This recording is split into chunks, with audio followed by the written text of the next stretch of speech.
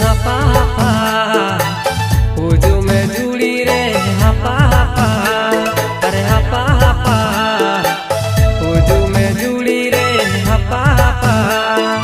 आएंगे हमारा राजा आमगे रानी, आएंगे हमारा राजा आमगे रानी। जुग जुग ताएना अलग कहानी कहानी कहानी। हपा हपा हुजू में जुड़ी रे हपा हपा, हपा हपा हुजू में जुड़ी रे हपा हपा। आएंगे आना राजा हाँ आएंगे अमर रानी, आएंगे आना राजा हाँ आएंगे अमर रानी। जुग जुग ताएना अलग कहानी कहानी कहानी।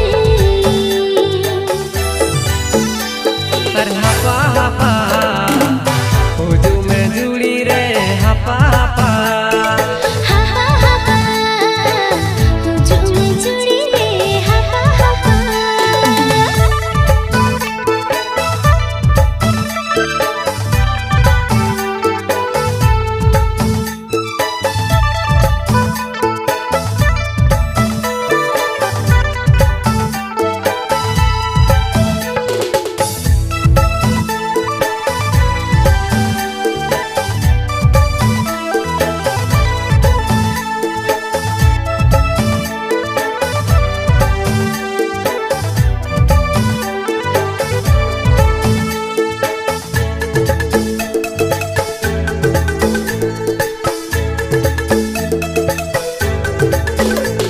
साड़ियाँ चमचुले ते हम ओटाने